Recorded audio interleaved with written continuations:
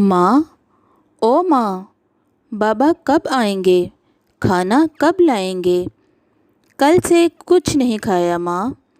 ماں کہنے لگی، بیٹا فاطمہ، تیرے بابا بس آنے والے ہیں، پھر تو بھی پیٹ بھر کے کھانا کھا لینا۔ فاطمہ کہنے لگی، ماں، 3 دن بعد قربانی والی عید ہے، کیا ہم گوشت کھائیں گے؟ ہم نے پچھلی عید پر بھی گوشت نہیں کھایا تھا۔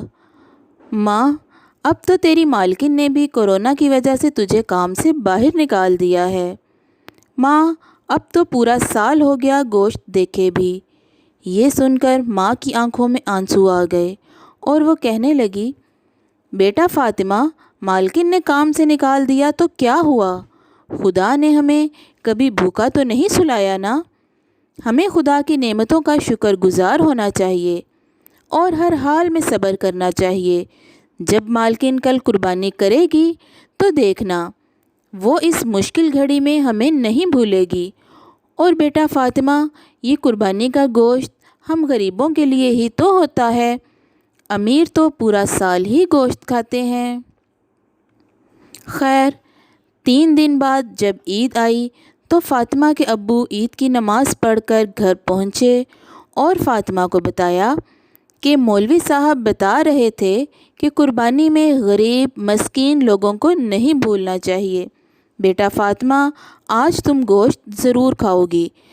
دوپہر تک وہ سب انتظار کرتے رہے۔ دوپہر کے بعد فاطمہ اپنے بابا کے پاس آئی اور بولی، بابا، ابھی تک گوشت نہیں آیا، آج بھی ہم بھوکے رہیں گے؟ یہ سن کر فاطمہ کا بھائی بولا، چپ کر جا فاطمہ، کیوں بار بار بابا کو تنگ کر رہی ہے؟ جا اور جا کر کھیل۔ شام تک انتظار کرنے کے بعد فاطمہ کی ماں بولی، سنیے جی، ابھی تک کہیں سے گوشت نہیں آیا۔ فاطمہ صبح سے بار بار پوچھ رہی ہے، میں اس کو کیا جواب دوں؟ یہ سن کر باپ بولا، ویسے تو پڑوس میں افضل صاحب اور یاسر بھائی نے بھی قربانی کی ہے، لیکن تمہیں تو پتہ ہے کہ ہم نے آج تک کسی سے کچھ نہیں مانگا، لیکن اگر فاطمہ زیادہ اصرار کر رہی ہے تو میں کچھ کرتا ہوں۔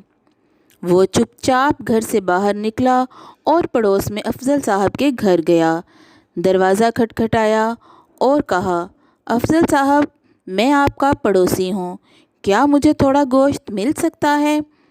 یہ سن کر افضل صاحب کو غصہ آ گیا اور ان سے ذلیل کر کے گھر سے باہر نکال دیا۔ یہ سن کر وہ آنکھوں میں ڈھیروں آنسو لیے وہاں سے چلا گیا اور باہر کہیں جا کر بیٹھ گیا اور سوچنے لگا کہ وہ یاسر بھائی کے گھر جائے یا نہیں۔ پھر اس کی آنکھوں کے سامنے فاطمہ کا معصوم سا چہرہ آ گیا اور وہ لاچار اٹھا اور یاسر بھائی کے گھر چلا گیا اور بولا کہ یاسر بھائی، تھوڑا گوشت مل سکتا ہے، لیکن وہاں سے بھی اس کو کچھ نہ ملا۔ وہ چپ چاپ گھر آیا اور کمرے میں جا کر رونے لگا۔ یہ دیکھ کر فاطمہ کی ماں بولی، آپ دکھی نہ ہوں، کچھ دال پڑی ہے، میں وہ بنا لیتی ہوں، میں جانتی ہوں کہ میرے بچے بہت صبر والے ہیں، وہ صبر اور شکر کے ساتھ دال بھی کھا لیں گے۔ اتنا کہنا تھا کہ فاطمہ اور اس کا بھائی کمرے میں آئے اور کہنے لگے کہ بابا، ہم دال بھی کھا لیں گے، آپ پریشان نہ ہوں۔ یہ سن کر باپ نے دونوں بچوں کو گلے سے لگایا اور زار قطار رونے لگا۔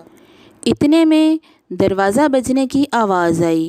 ماں نے دروازہ کھولا تو کیا دیکھا کہ ایک آدمی نے ہاتھ میں 4 یا 5 کلو گوشت کا شاپر اٹھایا ہوا تھا۔ کہنے لگا کہ مالکن نے تمہارے لیے گوشت بھیجا ہے۔ ماں نے گوشت لیا اور رونے لگی اور سجدہ کر کے خدا کا شکر ادا کیا۔ پھر سب نے گوشت کھایا اور سو گئے۔ 2 دن بعد فاطمہ کا بابا جب کام پر جانے کے لیے گھر سے نکلا تو کیا دیکھتا ہے کہ پڑوس والے افضل صاحب بہت سارا گوشت کوڑے میں پھینک رہے تھے، جو کہ ان کے گھر کا فریج خراب ہو جانے کی وجہ سے خراب ہو گیا تھا اور وہ گوشت کتے کھا رہے تھے۔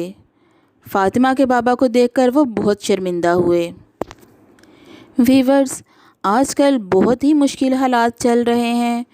خدارا اپنے آس پاس کے غریب اور مسکین لوگوں کو ان کا حصہ دیں، ان کو اپنی خوشیوں میں یاد رکھیں، ان کا خیال رکھیں تاکہ وہ آپ کو ڈھیروں دعائیں دے سکیں۔ ویورز، اگر آپ کو ہماری ویڈیو پسند آئی ہے تو اسے صدقہ جاریہ سمجھ کر ضرور شیئر کریں اور ہمارا چینل سبسکرائب کرنا مت بھولیں۔ اب مجھے اجازت دیں، پھر ملاقات ہوگی کسی نئے ٹاپک کے ساتھ۔ اپنا بہت سا خیال رکھیں اور اپنی دعاؤں میں مجھے یاد رکھیں۔ اللہ حافظ۔